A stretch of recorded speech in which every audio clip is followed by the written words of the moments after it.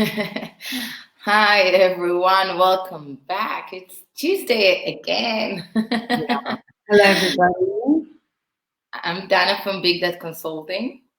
And I'm Bridget from Shift One Degree. So today we're going to be talking about self-awareness and how to increase your self-awareness, because we were touching on it on Friday.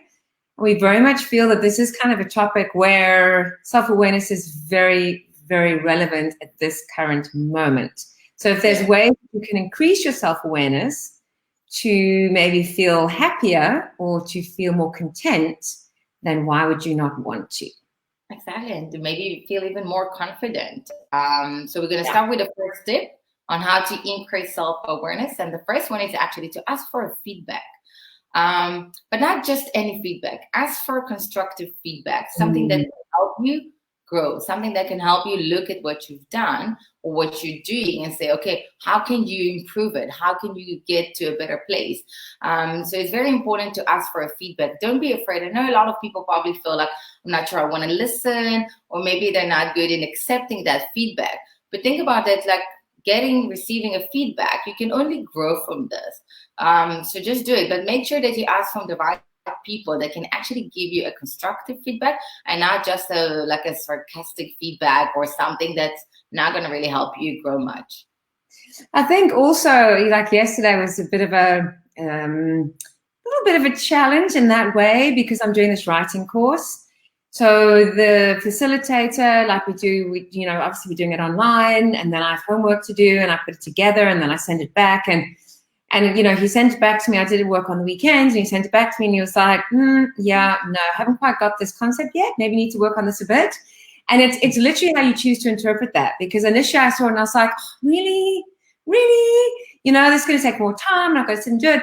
But then actually speaking to somebody yesterday, and what he just said to me is, you can so look at it in such a way of going, well, that's amazing. I'm that much closer to where I need to be. And if I don't get the feedback, how am I going to get that much better? So you can choose how you take it, no matter how it's perceived. You can choose how you take it, because sometimes the slightly critical or negative, if that's the right term, is not always a bad thing, because how do you ever get better otherwise? But you can also, if someone give you feedback and you maybe disagree at that specific point, so say, okay, I hear you, take it with you, take some time to think about it and reflect about it. Maybe you will understand like why they say what they say, and also understand it from the side like maybe there's a gap between what you think you present to the outside versus how people perceive you, which is part of when you build a brand. This is part of it. This is how you can know how you can get better, because it's all about perception, and this is part of it. So sometimes people give you a feedback because this is how they see you. This is how like what you presenting to the outside. So maybe there's a gap over there, but you will understand that by asking for a feedback, and then you can start finding a way how to close that gap. And also, if you're trying to get better and improve yourself, which is something I definitely do on a daily basis, whether I choose to or not, it's definitely something I do every single day. And if you take that path, you're going to get all kinds of feedback. It's never always going to be like, oh, you're amazing, it was fantastic. It's just not ever going to happen, and it's not realistic, So it's part of growth, very much part of growth. Definitely. So the next one is so know your strengths and what your weaknesses are. Weaknesses, and I'm never mad about that word. I say like your challenges. So in other words, if you know where your strength lies, like for example, I know I get things done. There's not even a question about that. So when I started this writing course, getting it done was never going to be a problem for me. And writing the course, which I've pretty much written now, is not a problem. But my challenge with that is, if you give me wads and wads of information and I haven't actually been, I haven't gone through a course training with it, I can find it a bit overwhelming. I find it much easier for somebody which is why I'm working now with Executive Coach. I find it much easier for somebody to go through material with me. We break it down, and then I go off and do it. So know where your strengths and your challenges lie. I think that's important in everything, because this is how you're going to know yourself.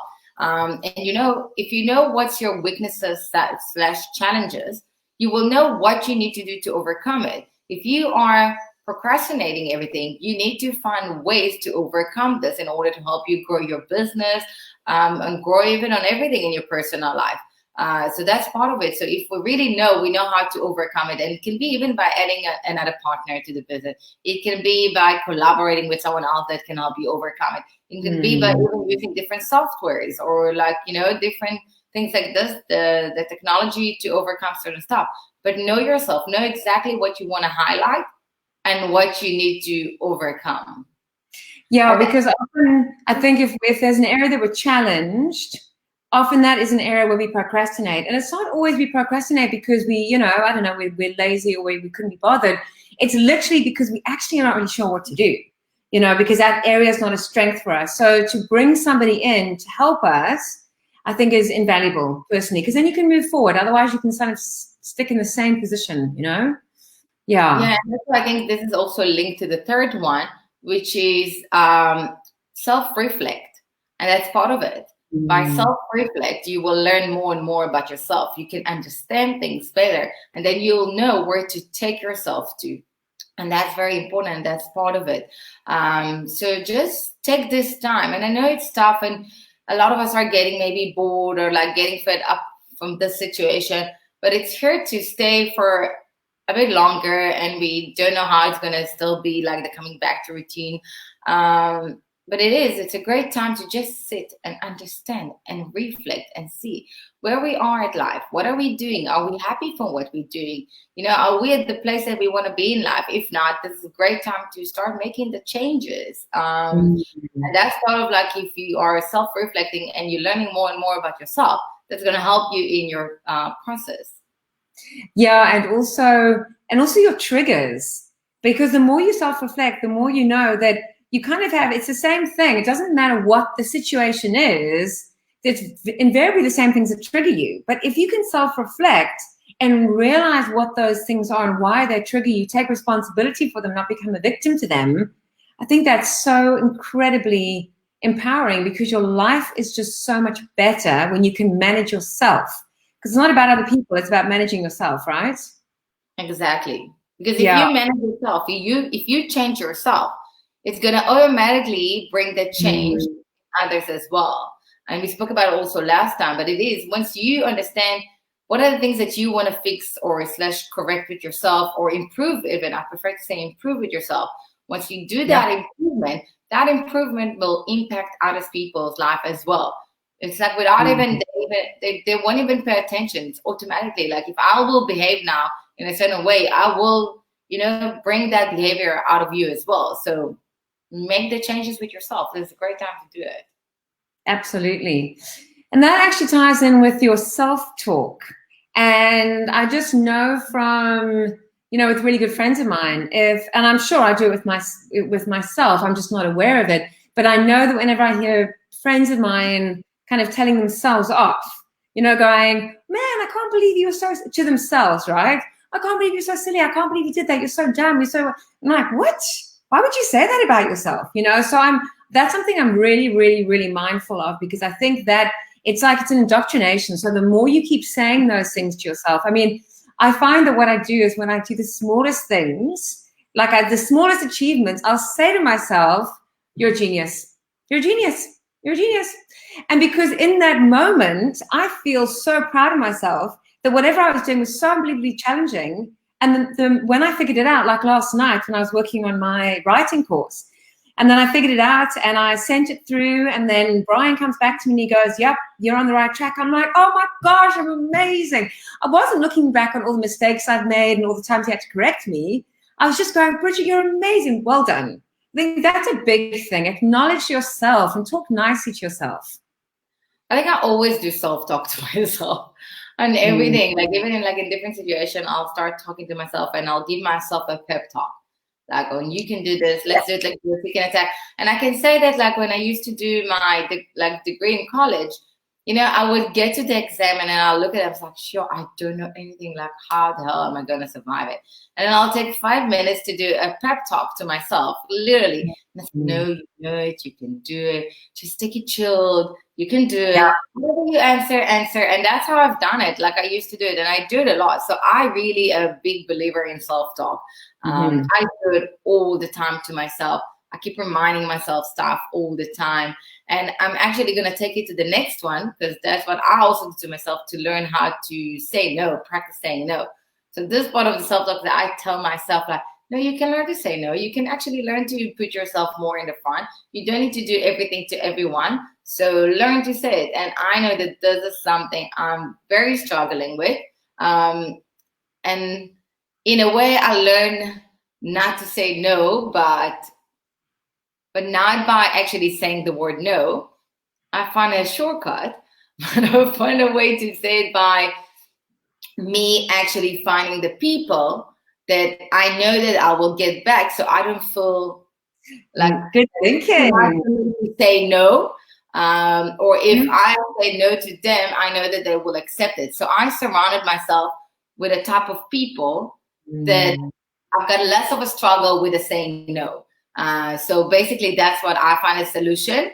But everyone can find their own solution. Like, for those who watch us, like, are you saying no? Do you know how to say no? Because I know that I'm definitely struggling with this.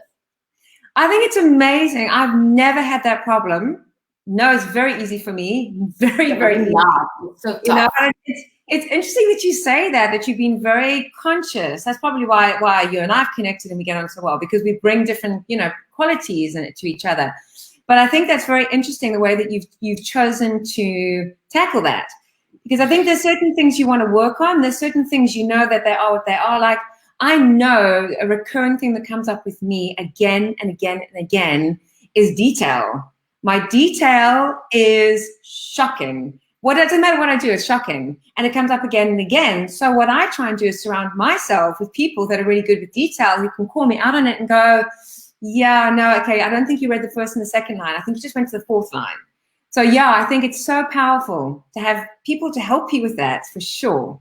For sure. So that's what I do, because I know that I'm struggling with the word, like, to say it. So I really prefer to have people around me that's going to make it easier for me, that I don't need necessarily to say no, but even if I do, I know that they will understand it. Yes. Because I know how to communicate with them and how to get them to understand it. So that's where I've attacked it for. But everyone can find their own ways. And I think it is really important to learn to say no. No from the side of, like, if you say no, you put boundaries. Yep. If you don't know how to put boundaries, so people can step on you all the way. And that's not a good thing, and that's not a healthy thing. So you need to find ways to put more boundaries.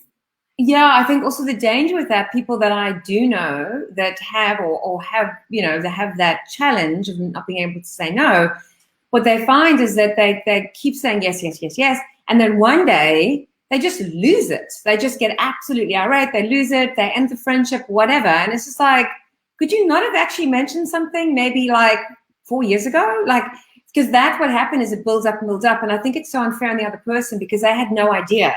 So it's really, if you want to save the relationship, you have to find a little tool around that, for sure.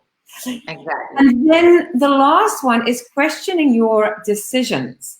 And I think what's very powerful with that is that kind of ties in with all of this, with self-reflection, self-awareness, because when you make a decision about something, and it's a big decision, it's very, very, very important to actually look at all sides of it. Because with every single thing you do, everything, there are going to be consequences. So you need to be able to decide, if worst case scenario happened, are you okay with that? Are you prepared to deal with the consequences of your actions, of your decision? So that's really important, because sometimes you make a decision, a big decision on a whim, you have drastic consequences, and then you're devastated. But if you give it some more thought, you probably wouldn't be in that situation. I think in general, when you make a decision, don't just make the decision so quick. Think before you actually act, and make sure that you're getting the right decision for you at that specific moment. Because as we spoke about last time, I said that there's no such thing as a bad decision. You make the decision that was right for you at that specific time, and you can, what was it? We specialize on haircut, say. But it is, it's part of it. Yeah, I'm reading the comment. But it is part of it, like, make sure that you're making the decisions that you can actually learn from it. Like that if something didn't happen as maybe you wanted, how you can take it and still grow from this. And it links to everything we spoke about. Like if you made a decision and it didn't work out as you maybe wanted, learn to understand from it, get the feedback on it, and move on into a better place. Because also, like when you have a business, you need to remember that failure is not a bad thing. Failure is actually a good thing because this is how you're going to grow. But just make sure that you fell forward so you can actually keep on getting up and grow and growing. And we need to think about also like as a kid, like all these babies, if they would have given up so quickly on like because it's so hard and like they keep on falling all the time when they start walking, we would maybe never gonna get to a place that like as an adults we walk because we would have given up back then. So never give up, keep on pushing. But make sure that you question your decisions, that you're making the decision and you're accepting them and you're acknowledging that like this is what was right for you back then. And it's in everything, on your business, on relationships, on everything. Make sure that you're okay with what you decided because what you decided was the right thing for you at that specific moment. But if it's okay to say that it wasn't working for you. Yeah, I think so that's why the self-reflection is so important, because I think the more aware you are of yourself, the better decisions that you make. Yeah. Yes. So if you're going to start summing it all up, we spoke about how to increase self-awareness today. So the first one was to ask for a feedback, and that's very important, but ask for a constructive feedback and from the right people, the people that can actually give you a feedback that can help you grow and not just put it in your face in a nasty way that's not going to help you in anything. So ask for constructive feedback. Know your strengths and your challenges. I prefer that word. Challenges. And for that, you can do a SWOT analysis. So just write it down to yourself. And if you're not sure, you can also ask for friends and colleagues or your housemates or whatever to tell you what do they think that's your strengths and what's your challenges in life, what's you're not that good at. And that links to the third part, which is the self-reflect. Because it's a great time now to self-reflect and learn more and more about yourself. And are you happy from where you are in life? Are you good with this? Or you want to make a change? It's a great time for this. And also monitor your self-talk. And I think when it comes to that, ask your friends if they don't already. Hopefully that they naturally do anyway. But ask your friends to call you up on it. If you are speaking badly to yourself about yourself, ask them to go, hey, what are you doing? Just to remind you to get out of the habit. It is, and self-talks are very good. Like you can look at kids a lot of the time when they've done something, they really speak to themselves and give themselves a talk for the good and bad. So we can use this as well. I know I'm definitely use it a lot, especially with the next one that it helps me with practicing on saying no. Because as we said before, I don't know how to say no. She does know how to say no. But it is part of it. So I just find my own techniques to overcome this and find the techniques going to help you with this. But it's important to question your decisions. If you got big decisions to make, take whatever time you need. Don't just make big decisions because it's you don't just take time. Take time to make big decisions. And on Friday, we're going to be talking about self-esteem. That's going to be our topic for a few weeks. Yes. So you're going to learn how to improve your self-esteem because this is very important, especially when you got a business, especially when you're trying to build yourself as a brand. You need to know how to work on your self-esteem. Especially with everything that's going on at the moment as well. It can be quite overwhelming sometimes, Yeah. Definitely. So we're going to say goodbye, and we hope you're going to have an amazing rest of the week. And we'll see you on Friday at 11 o'clock. Bye, everyone.